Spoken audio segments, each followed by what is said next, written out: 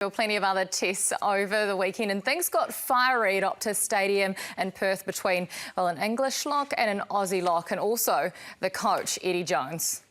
You look at the history of the game, whenever you get a red card, the referee evens it up. That's the history. Yeah, it's social reciprocality. That happens, mate. That's normal. And we've got to be good enough to handle that. So you don't think you've got the rub of the green? No, I didn't say that, mate. But that happens in every game of rugby. Every game of rugby I've seen, where a team gets a red card and the opposition tries to even up, because they're nice blokes, referees. I'm not criticising the referee at all. I'm not using it as an excuse. That's just the reality of rugby. Is that the reality of rugby? What do you think, JK? Well, the reality of rugby was that both of them probably should have got a red card. The behaviour of both the locks was ridiculous. We don't need that in our game. I don't know why they didn't pick up the first sort of push in the head. That was ridiculous. I think Eddie was against a 20-minute red card. So Go figure. You got to live it. I think what normally happens, got nothing to do with the ref, is that the players that have a red card against them lift, and they really get up for each other and they defend and they find another gear. That's how I see it. I don't see it anything to do with the refs. I've never heard that before in my life. Where all of a sudden he's saying in the history of the game, and pretty much everything I've heard in the game is never talked about when someone's got sent off, the referee has a sympathy towards that team. He doesn't ignore the rules and laws of the game, He just ends up refereeing. They weren't good enough to get the job done, pure and simple. They had the opportunity. Look, James O'Connor was up in the stands doing a function. He has to go and sit on the bench. They lose Quade Cooper in the warm-up. And Noah Lolesio was outstanding. He goes out there and delivers probably his best performance in the Wallaby jersey. The Wallabies and Dave Rennie, and I'm sure their chairman as well, Hamish McLennan, are all smiling because, bottom line, this was a huge step up for... I'm not giving England anything on this. This was about the Wallabies for me, and they weren't good enough to beat a 14-man Wallaby team. And so, I tell you what, you're under pressure, don't deflect. Don't deflect, it's on you, Eddie Jones. Cracks me up because before the game, you and I were talking about this game. And they talked about Lolesio coming in. We both shook our head and said, that's not going to be good for Aussie. Yeah, He's awesome. been player of the match. What do we know? But, yeah, absolutely agree. Like, the Australians galvanised, and then England thought everything's not fair, and they usually grit their teeth, and they didn't. Australia really did. They showed character. I think players have moments, and I think Lolesio is good enough, but he's probably been putting too much pressure on himself. There he is, thinking he's got to get the pies and the chips for the bench, and he's on. And he probably hasn't put as much pressure on himself during the week. He's just gone out there and played his natural game. I always remember Artie Sevilla coming on against Argentina. I think one of the Whitelocks was playing number 8, got injured, and it was the beginning of the Artie we see today. Sometimes, Alan, we've all done it. Players put too much pressure on themselves. I just think we went out and probably over-analyse. I just thought that Australian performance, there was a little bit of grit that they have been missing for the last few years. There was a little bit of character that I saw from them, and a real physicality as well. So it was well-deserved performance from them. I think, well, they were really good. Grit from Australia, niggle from England. We're going to see one of the instances that led to the red card between Johnny Hill and Darcy Swain. Is this sort of character normal from Johnny Hill, Alan?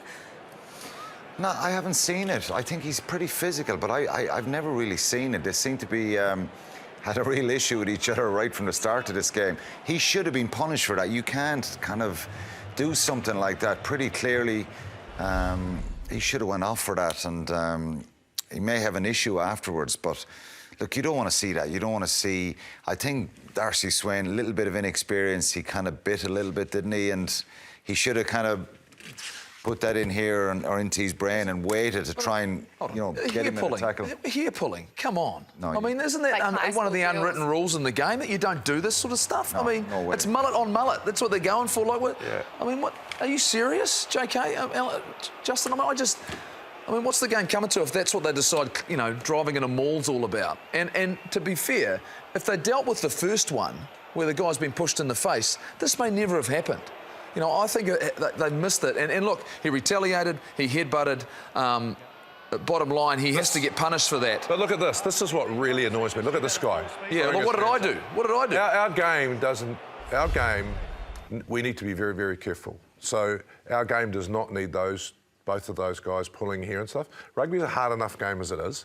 to be aggressive and technically good, but aggression is not violence. And that is ridiculous for me. They both should be banned for a long, long time because it's not the message that we want to send to our kids coming up. And then he goes like that. It's like when the game, you know, we don't want to see our rugby players taking a fall like sometimes you might see in other codes, especially football.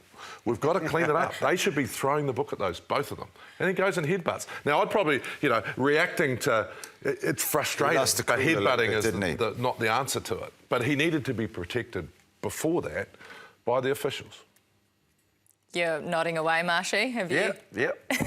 I'm kind of... He had some lovely blondie locks I know. years ago. And I was actually thinking it's a bit rich from him. Bloody hell, he's one of the toughest guys and one of those guys that once would be... played the Ospreys, I might have given him a little pinch or two. Yeah, absolutely. Well, you think the spice now, though. The spice in the series, though, right?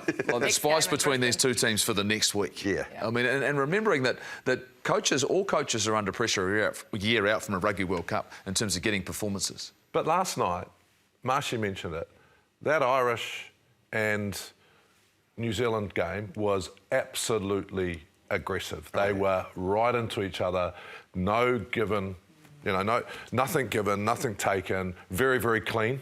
There was not a lot of mistakes, even for high hits. I didn't see any. That's how the game should be played. Not pulling each other's hair, pushing each other in the head and then ending up headbutting. I mean, back in your era, our era is even worse. Your era was sort of in between, and everyone did that sort of stuff. But we're cleaning the game up. That sort of stuff we don't need anymore. Yeah. Right? What possibly you guys did, and you were aggressive too, Marshy, was in the tone of the game. But that's completely changed, right? Well, aggressive with the mouth. Talk tough. Well, we've still got plenty more to come on the breakdown, but first, rugby returned to the Republic for the first time international rugby post the pandemic. We'll look at the Springboks next.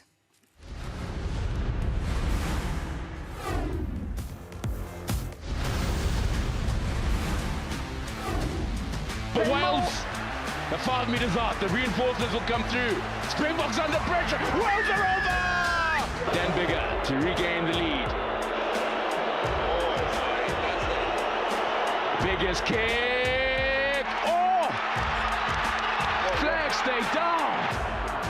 Villaloo, soft hands. Sleuth was an early tackle. Penalty advantage. It's a deliberate knock-on. Deliberate knockdown. Deliberate knockdown. Important kick for Willemse. It's looking good. Damien Willemse wins it for the Springboks. That had hurt. Welcome back to the breakdown. It was a crazy final 10 minutes in South Africa, but Wales weren't happy with their Six Nations performance. Alan, do you think they've turned a corner from what you saw in that performance? Well, that was a really good performance. I think, look, 18-3 up at half-time, dream scenario for them. Physical, I think they showed a lot of character. The power in the second half, from the Springboks. You know that if they get a line out down there, that 5 metre line, they're going to pile everyone in there, and they got a couple of tries there, got themselves back in the game. But I think they can take a lot out of it. Sometimes you just can't legislate for that physicality and the power. But I thought overall the way they played, the energy they showed, and they seemed to be able to figure out a way how to, give the South Africans a really, really good game. And I thought they should have won it at the end. Didn't think that was a penalty. I didn't think Bigger slapped it down. And unfortunately for him, he missed that conversion where they could have been 2 points up. But for them to score a try with 13 men near the end off them all themselves, they can take a fair bit out of it. But you just fear now that was the chance gone.